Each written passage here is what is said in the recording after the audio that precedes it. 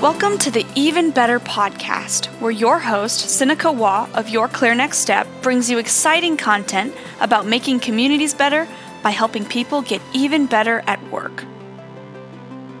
Today's episode is brought to you by Your Clear Next Step in the Changemaker Certification Program. Would you like to save time by solving the right problem sooner with a realistic and measurable plan?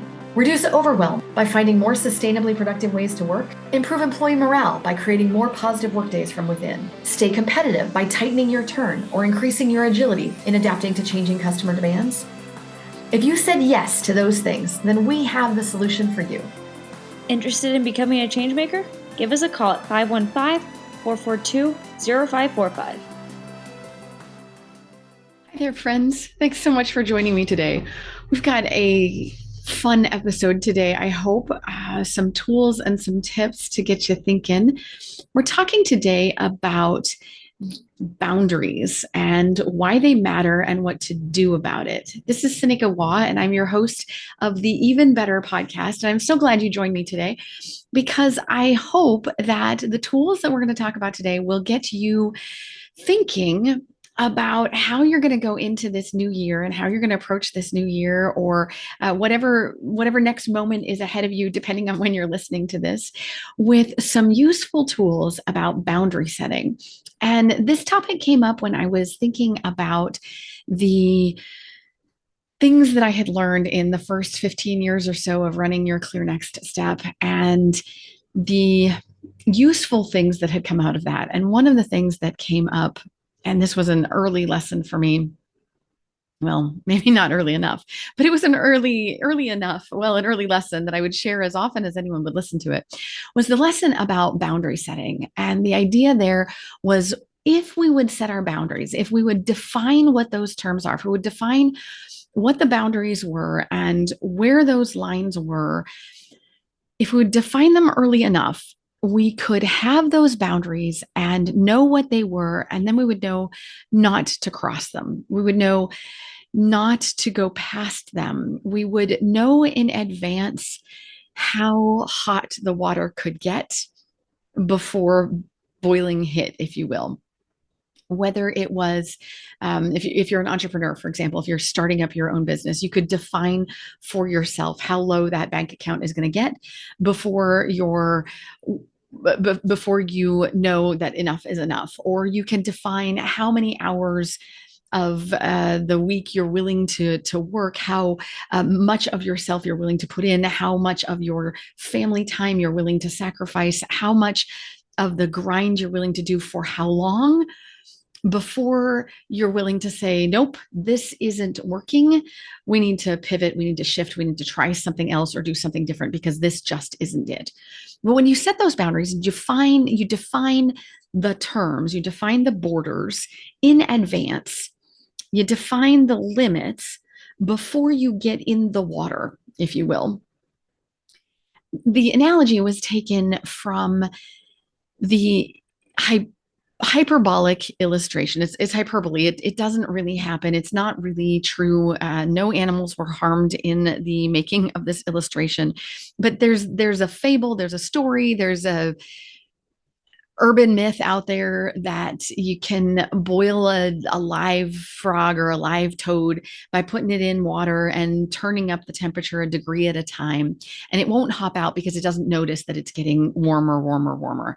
And the idea of the illustration is that if you just turn up the temperature a degree at a time, that we humans, frogs, whatever, will just stay in the water because it gets warmer a little bit at a time. And if it just gets a little bit worse at a time, a little bit worse, a little bit worse, a little bit worse, we won't notice. And we'll just put up with it a little bit at a time. But if we define those boundaries, if we say, no, this temperature right here, this is too hot, I'm getting out. We'll get out rather than boil ourselves to death is the analogy. That's the illustration. That's where it comes from. And it's mythical. It doesn't really happen that way. But that's the analogy and that's the illustration. But the idea is a good one. And the illustration helps us get our head around why it would be important to define how hot is too hot so you can get out of the water before it's too hot. And I think you can see this in practice if you go to hotels or places where there might be hot tubs and the sign says, this temperature is too hot. Don't stay in that if you're this age or for this many minutes or under these conditions, right? So you get the idea. So let's put this into practice. Let's take this into something practical and tactical and see what it looks like. So one way it might work is to set boundaries for your day or time. So this is something practical, like setting a schedule. Okay, I'm going to set an alarm and I'm only going to snooze it this many times, or I'm not going to snooze it at all. I'm going to be one of those amazing people that bounds out of bed on the first alarm. God bless you. Love that you exist. And that's amazing. So I'm going to get right out of bed, or I'm going to do these things. This is my morning routine, and I'm going to do these things in the morning. I'm going to schedule my day. I'm going to set boundaries for my day, and I'm going to carve off this amount of time for this activity, this amount of time for this activity, this amount of time for this. I'm going to set boundaries around my day. I'm going to put borders around the things that I like, borders around the things that I don't like, borders around the things that I have to do, borders around the things that I want to do. And I'm going to put these limits so that the things that I don't want to do don't drag on, so the things I want to do don't become, they don't take over and prevent me from doing the things I have to do, right? I set boundaries. So we also set boundaries on things like our budget and our spending. This makes good sense. This keeps us financially sound, right? We put budgets. We create budgets. I can only spend this much on nice to haves because I have to spend this much on things like mortgage or groceries or gas or those kinds of things. So maybe we also put boundaries on our wellness. I'm going to pay this much attention to these things about my eating habits, or about my exercise habits, or about what size pants I fit in today. I don't know. You decide where your boundaries are for your wellness. Maybe you also put boundaries around your spiritual wellness or your practice, your spiritual practices, or your faith, your connectedness to your faith foundations. I suppose some people put some boundaries in that they make sure that they attend church, if you will, at least on Easter and Christmas.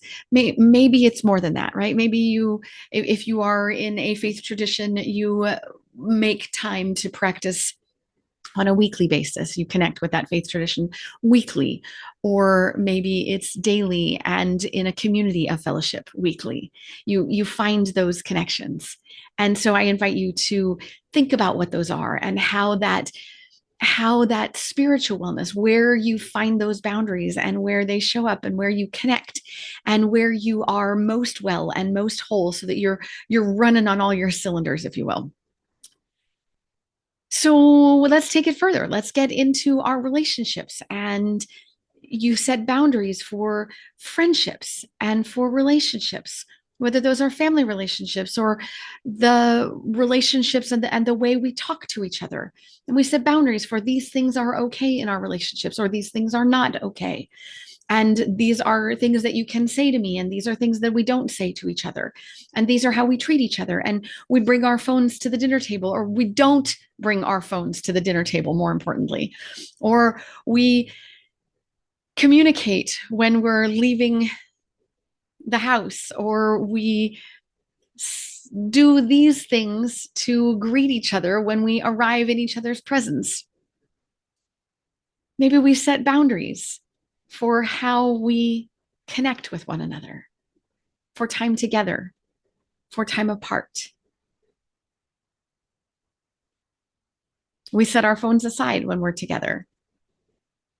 We have these spaces where we are in the same space, but it's technology time. And so it's okay if we're on our phones or doing other things. We set boundaries for that. And we communicate about those boundaries so that we don't have missed assumptions. As we start to think about those boundaries, we set them, and then we're going to want to communicate them. Because when we set them just in our own head, that sets them for ourselves, but it doesn't allow anyone else to be a part of that boundary setting. It doesn't allow anyone else to share in that expectation. And holding someone else accountable to an expectation that we haven't shared is tyrannical at best, impossible at most likely. So if we have boundaries for our friendships, if we have boundaries for our relationships, if we have expectations that we hold and we haven't communicated them, that's unreasonable. That's not going to be productive. So now let's go further. Let's go into the workplace, because that's what this is after all, right? All of those other things are setting us up to be healthy so we can shine and we can be our best selves at work. But now let's go into work. Let's set boundaries for what we will or will not discuss in this particular discussion. Let's set boundaries for how we will or will not behave when we are together, how we will or will not behave when we are apart. This is what contract language is all about. Sometimes there are contracts that are set up to be gotchas. I love the contract language. I get to spend time later with my dear friend Kristen Bolt, and I love the conscious contracts that she and her colleagues work on that are established to trust that we are in contractual relationships that are not designed around gotchas, like when we're naughty, but that are designed around, we both want the same things. We both want to set the same boundaries for one another, and we want to honor and embrace those boundaries to do the right things together. So we set those boundaries together and we write it down and we hold ourselves accountable to those shared boundaries and those shared expectations. When we are together, we will do these things. And when we are apart, we will still honor that relationship that we have together. That's the boundary. That's the expectation. We will still uphold our relationship. We will still honor one another. We will still do the things that we said we were going to do together, even if we're not around to see it. We will still hold each other in high esteem. We will still talk about one another in high esteem. So now let's move it to a project situation. Maybe you're a project manager. You set boundaries by like goals and deliverables. We set a boundary by saying this is the project and it has this amount of scope and it has this timeline and it has this deliverable and it has this expectation. And there, our boundaries are things like the rails that keep us on track. And now that boundary might be a little bit more fluid. It might not be a solid, like it's always going to be 10 or it's always going to be Tuesday or it's always going to be the 15th of May. Now it might be a little bit, it's going to be plus or minus 10%, plus or minus 5%, plus or minus $100, plus or minus $1,000. I don't know how big your budgets are, but it might have some wiggle room to it. But it's still got a boundary. It still has a rail, and we want to stay on that rail. And in this case, now our boundary looks like that rail. And I'll use that analogy rail. If you've ever been to one of the Disney parks, there's the Tomorrowland Speedway. Picture this Tomorrowland Speedway with me in your head. And at the Tomorrowland Speedway, what's so amazing about this is you can put a kid, like an 8-year-old kid, a 7-year-old kid, a 6-year-old kid, behind the steering wheel of a real car with a real engine and a real gas pedal and a real steering wheel. You can put this kid in this car and give them control of the car, and they can drive this real car. And it's not like a go-kart that's going to shut itself off and it's connected to the ceiling somehow. It's a real car. It's engine powered. It's going to go, but it's on a rail. Man, that thing is on a rail. It's on an iron rail. And so no matter how hard they turn that wheel, that puppy is not going to jump the rails and go sailing off into the teacups. It can't hurt somebody because there's a rail protecting it. It's a boundary. It's got a border. It's on a rail. It's got a boundary to protect us. And that boundary is not there to cause us harm. It's not there to limit us or to control us. It's there to protect us. It's there to protect us from harm. And so when we establish a boundary for our projects or for our goals or for our relationships or for our meetings or for our moments in self-management, we're going to follow that same line of thinking. That boundary is to protect us. That boundary is like a rail to keep us from going off into the teacups and setting fire to somebody else. That boundary is to say, this is what's good and right. And when we stray too far from good and right, problems ensue. And so here's the boundary. We're going to stay within the confines of this discussion, or we're going to use this kind of language and avoid inflammatory language like this. Or when I feel myself getting red in the face or angry, or when I feel like I've lost control of my emotions and my hands start to shake and I couldn't hold a pen anymore because the adrenaline is coursing through my veins now, or the cortisol has taken over, I'm going to distance myself from this conversation. I'm going to take a break. because it's not safe anymore. And I want this to be safe. I'm going to use a boundary. I'm going to set those boundaries in advance. I'm going to use things like norms and timing and the ability to take a break. I'm going to use them as guardrails and as safe spaces to protect us.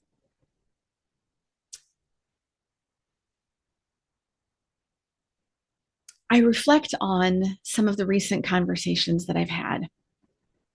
And I've been in some heated conversations lately. I've been in some moments lately where authentic human emotion was authentic human emotion. And I'm so grateful that it was. There were moments where I felt tears in my eyes and where I felt the adrenaline rushing through my body. There were moments where someone else in the conversation got elevated and expressed things in a sharp tone. And I am so grateful in those moments that we had boundaries that allowed us to say, wait, we honor one another. We honor this conversation. We honor our relationship. And we're going to give ourselves pause. We're going to give ourselves space. We're going to give ourselves grace. Rather than continuing to escalate, continuing to elevate, and potentially saying something hurtful that we cannot take back. We're going to use boundaries to pause and de-escalate and dial it back for safety's sake.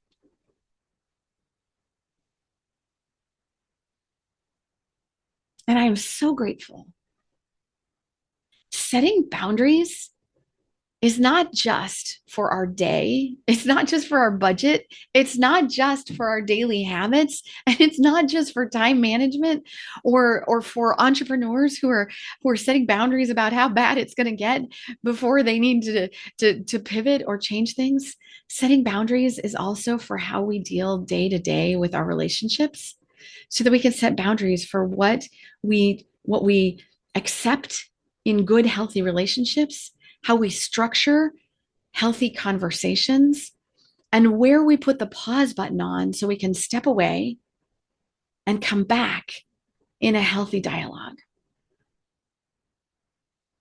I hope you found a useful nugget in there. And I'd love to hear if you've got specific tools that you use. I like to have open and candid and transparent conversations before we escalate, before we get onto the tough conversation. That's one of my tips is let's talk about, hey, if we ever get in this moment, what are we going to want to do? I like to talk about those before the moment. Or if we've had one of those moments, I like to say, hey, we had one of those. Here's what worked in that moment. Did that work well enough? Do we need something else for next time? I like to do those things. What else do you like to do? Join me on social media, chime in, follow up. I'd love to connect with you. If there's anything that we can do to help you, we've got lots of training coming up this year, coming up in 25. We've got half days, we've got full days, we've got 1 hour webinars. There is so much here that we can help you with to help you have an even better workday so that together we can co-create better communities. This is Sinikka Waugh. Thank you so much for joining me. And on behalf of all of us here at Your Clear Next Step, we hope the rest of your day is even better.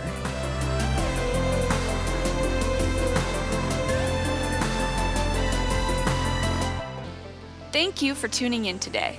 The Even Better podcast will be back with more content soon. But in the meantime, subscribe to our podcast or check out our website at yourclearnextstep.com for more information. See you next episode.